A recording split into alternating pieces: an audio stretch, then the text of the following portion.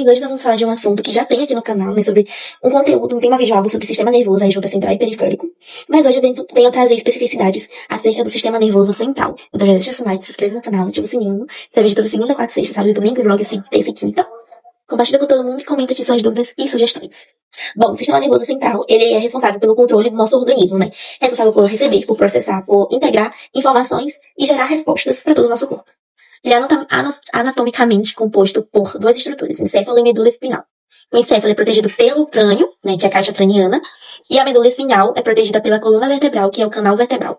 Temos as meninges, que são 3 membranas do tecido conjuntivo, que envolvem o encéfalo e a medula espinhal. Dura mater, que é a camada mais externa, espessa e resistente. Aracnoide, que é a camada intermediária sobre a qual a localização é no espaço subaracnoide. E pia mater, que é a camada mais interna, fina e aderida ao tecido nervoso. E temos o líquido cerebroespinhal, ou líquor, que é localizado no espaço subaracnoide e nos ventrículos cerebrais. Atua como um amortecedor, protegendo o sistema nervoso central contra choques mecânicos. Toda região a gente tem um líquido, tá?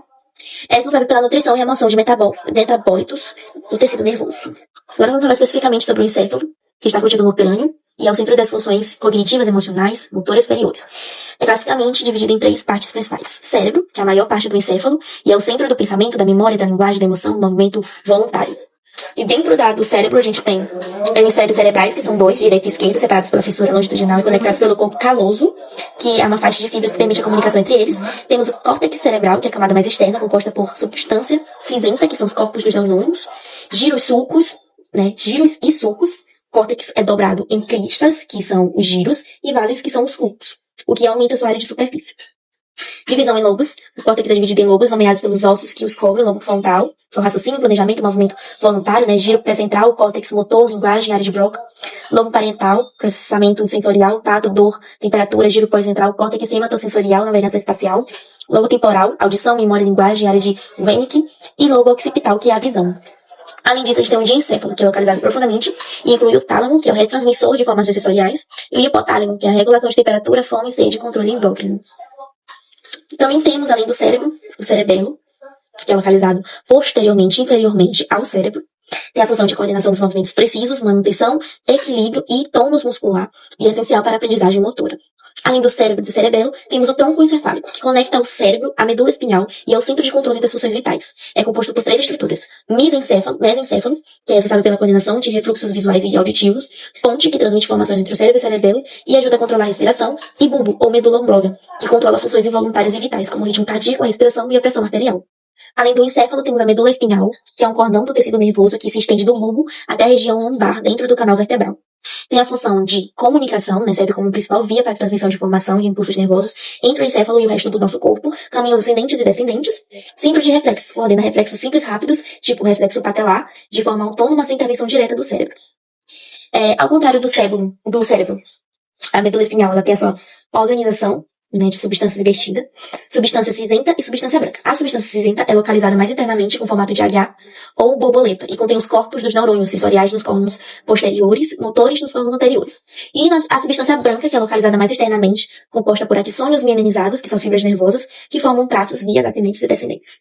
No que concerne a histologia das células, ela vai ser composta por 2 tipos: os neurônios e as células da glia, que é o neuróglia. Os neurônios é a unidade funcional e estrutural do sistema nervoso.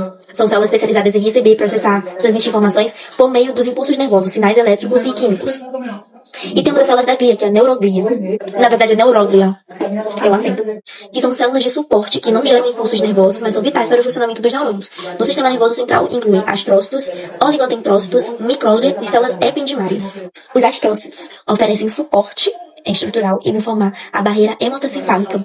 Os oligodendrócitos vão produzir a bainha de mielina, que é o isolamento elétrico para os axônios do sistema nervoso central. Micróglia atuam como células imunes, realizando a fagocitose de dendritos. E células ependimárias revestem os ventrículos e os canais e participam da produção e circulação do líquor, que é o líquido que fica ali naquela região para proteção dos órgãos ali. Para finalizar nossa videoaula de hoje, eu vou falar um pouquinho sobre neuroquímica, que é a região que estuda, o estudo, na verdade, né, das substâncias químicas envolvidas na função neural. O foco principal dela é estudar as moléculas envolvidas na comunicação e manutenção celular, especialmente nos processos de sinalização. Aí a gente tem alguns conceitos, como neurotransmissores, que são moléculas liberadas pelas terminações nervosas para sinalizar o outro neurônio, músculo ou glândula. Por exemplo, a dopamina, que é associada à recompensa e ao movimento. Serotonina, que é associada ao humor e sono. GABA, que é o principal neurotransmissor inibitório. E glutamato, que é o principal neurotransmissor excitatório. Temos também os neuromoduladores, são substâncias que não atuam diretamente nas sinapses, mas que regulam a atividade de grandes populações dos neurônios. Temos a barreira hematocefálica, BHE, as propriedades químicas celulares que controlam quais substâncias podem entrar no tecido cerebral a partir da corrente sanguínea. Então ela vai ali filtrar quem entra e quem sai. O metabolismo central, que é o uso de glicose e oxigênio pelo cérebro, e os processos metabólicos essenciais para a produção de energia, ATP, neural. Então é isso, meus amores. Eu espero que vocês tenham gostado. E amanhã a gente tem física falando sobre dinâmica. Não percam.